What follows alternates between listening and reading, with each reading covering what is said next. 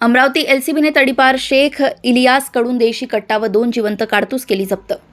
26 डिसेंबर रोजी गुन्हे शाखेचे पोलीस निरीक्षक श्री संदीप चव्हाण यांच्या नेतृत्वात अंमली पदार्थ, तडीपार व घातक शस्त्राबाबत मोहीम राबवली असता पथकाला गुप्त माहिती मिळाली की पोलीस स्टेशन गाडगेनगर हद्दीतील नवसारी रिंग रोडवरील लकी जिनिंग फॅक्टरीजवळ पोलीस स्टेशन फ्रेझरपुरा येथून तडीपार असलेला इसम नामे शेख युफियान शेख इलियास हा स्वतः जवळ अग्निशस्त्र सारखे घातक शस्त्र कमरेला लावून उभा आहे अशा मिळालेल्या माहितीवरून गुन्हे शाखेच्या पथकाने नवसारी रिंग रोडवरील लकी जिनिंग फॅक्टरीजवळ जाऊन मोठ्या शिताफीने त्याला ताब्यात घेतले।